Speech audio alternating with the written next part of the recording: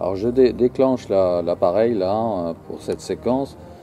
Il y a toutes les photos qui précèdent. Là, il y en a au moins 500 qui sont à monter avant le moment où là je déclenche, car c'est extraordinaire. C'est vraiment un bienfait, une réalisation parfaite à base de nuages, avec même une petite moustache qui est là. Alors ça, c'est prodigieux. Et donc je disais que ce qui est formidable, c'est avec cette activité de sentinelle du ciel, d'archiveur de nuages, eh ben, il y a simplement en photo à appuyer sur le petit téton, là, sur le bouton de la caméra, et on obtient à chaque fois un bonus. C'est la photo en question, ou alors quand on déclenche une fois, et pas autant de fois que de photos, on reçoit un bonus qui est la photo elle-même, qui est faite de milliards de petits points. Donc c'est ça qui est extraordinaire, c'est que on reçoit beaucoup plus que ce qu'on donne comme effort. Quand je pense à ce qu'il faut comme patience pour réaliser une image, une petite image photo, dont une image dessinée, une enluminure, une miniature,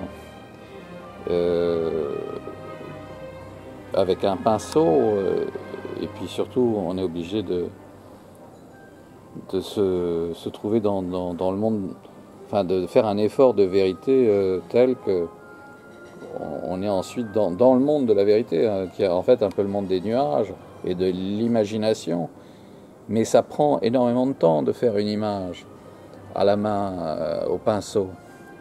Tandis qu'avec la photo, eh bien, c'est appuyé sur un interrupteur.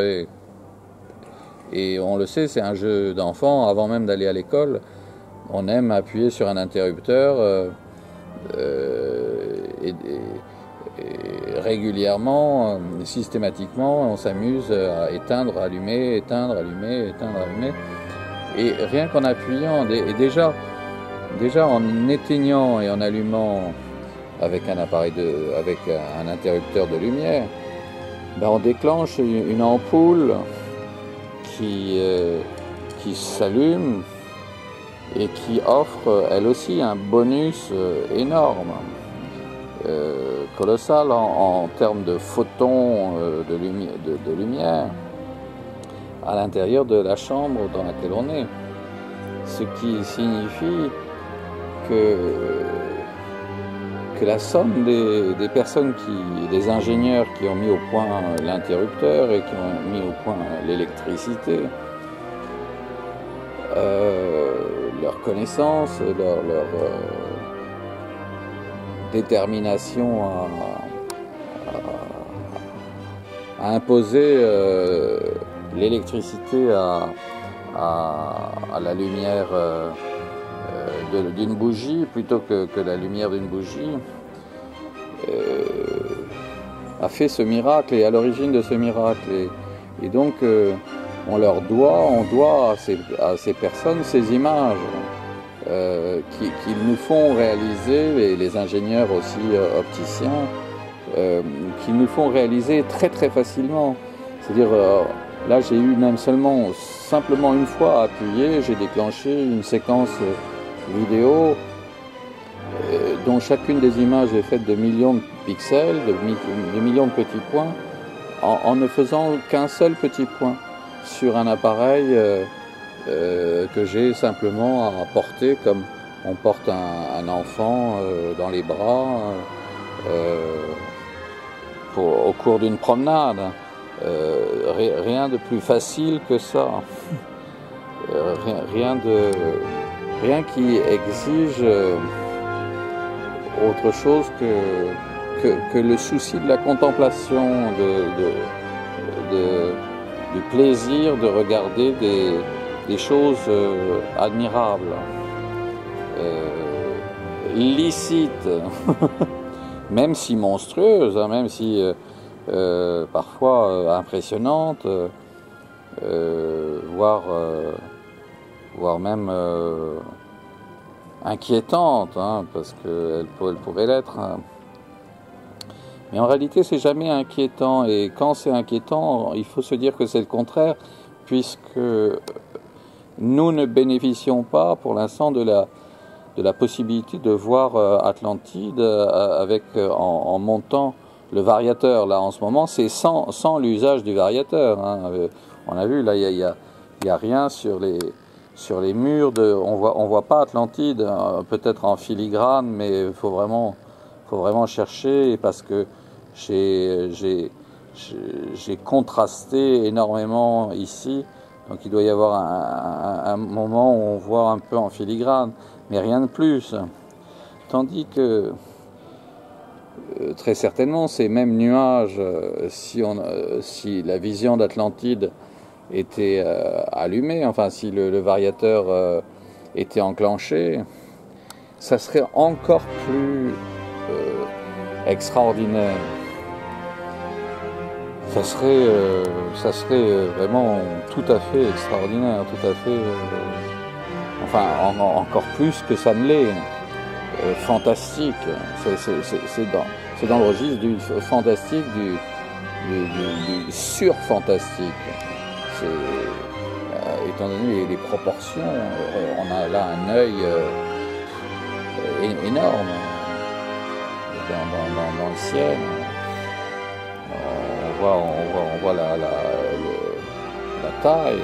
Donc on s'aperçoit qu'il y a la possibilité de construire sur Terre même la tour est minuscule, hein, par rapport à ces architectures, ces structures de nuages qui sont des structures éphémères, hein, qui évoluent, qui sont des métamorphoses à Formose, hein, si j'ose dire, dans un monde joli, hein, souvent pas seulement affreux à voir, pas seulement impressionnant. Donc là, je suis obligé de brancher l'électricité parce que c'était... Et je vais arrêter la vidéo parce que c'est la fin de celle-ci. Et je rappelle qu'il faut absolument monter les images qui précèdent le début de celle-ci. On découvrira à ce moment-là la raison pour laquelle j'ai déclenché au début de la vidéo. Et là, on s'aperçoit que la fin est pas mal non plus. Dans le genre, un grand nombre de personnages sur scène.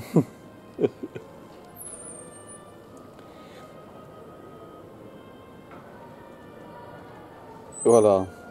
Et on arrête là. Et donc, mais il faut absolument monter les images. Vraiment, je le conseille parce que ça vaut vraiment la peine. Tout d'un coup, on aboutit au déclenchement de la vidéo, mais en réalité il y a 500 photos avant qui sont prises chronologiquement, qui aboutissent à ce moment-là, et donc ça peut être intéressant de voir toute la série selon le principe de montage sur la timeline d'Adobe, avec des fondus enchaînés sur chacune des photos pour restituer l'animation et donc la vidéo. Voilà, on arrête là-dessus sur ce beau portrait avec une moustache un peu blanche et avec une flèche qui va dans le nez. Comme si c'était une flèche pour les Bicrart, les Bicrart. Ah bah dis donc, à chaque fois, les oiseaux passent sur cette flèche, donc je vais rester un petit moment. Encore un, oh là, mais c'est une chauve-souris. C'est une chauve-souris. Oui, oui, c'est la chauve-souris. Tous les soirs, elle surgit à cette heure-ci et elle tourne en rond dans la cour de l'impasse des bœufs. Et donc, bah, pourquoi pas, si on doit faire une version sans m'entendre, mettre la musique de la chauve-souris. Je crois qu'il y a une musique célèbre qui s'appelle la chauve-souris, à moins que ce soit un ballet, mais peut-être la musique du ballet qui pourrait aller avec ces petits tours de pipistrelle.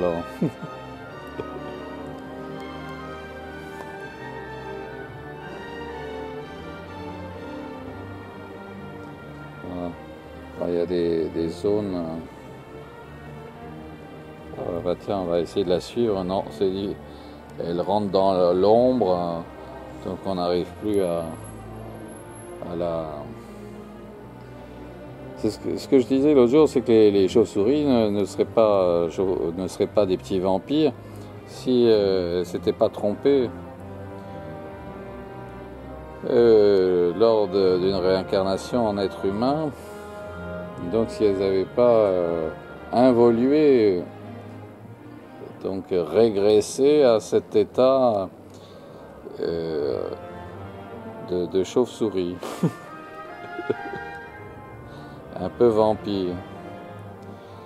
Mais à force, elles vont...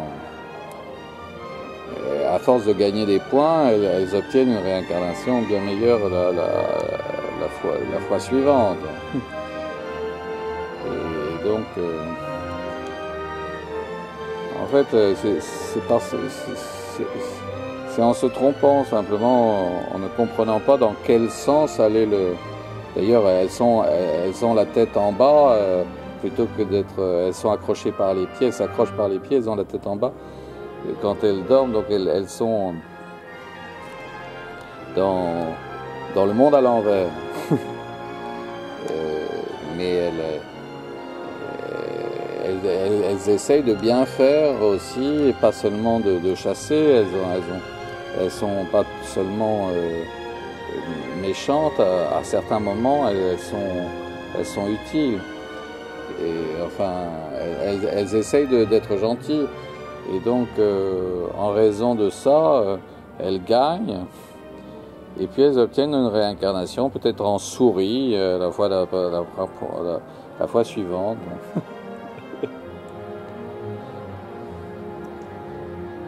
À la vie suivante. En attendant, elles ont inspiré un Bouddha, grand musicien,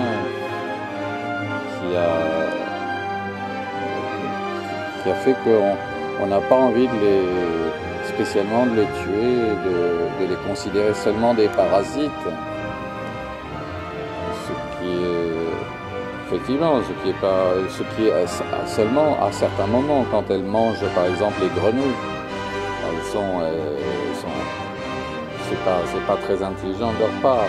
Mais bon, elles sont contraintes, elles sont obligées, elles sont coincées dans leur espèce. Elles ont pas si elles ont le choix de ne pas être gourmandes. Et si elles sont le moins gourmandes possible, alors elles gagnent des points et gourmandes au sens négatif du mot. Hein.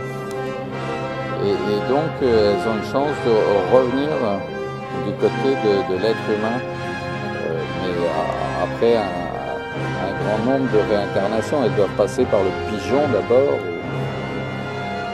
ou par le lapin, ou par la poule, ou le mouton, ou la vache, avant d'avoir l'honneur de naître en tant que l'un des êtres humains. Voilà. Et bien votre pharaon Bouddha vous salue et vous augure une belle fin de soirée ailleurs ou une bonne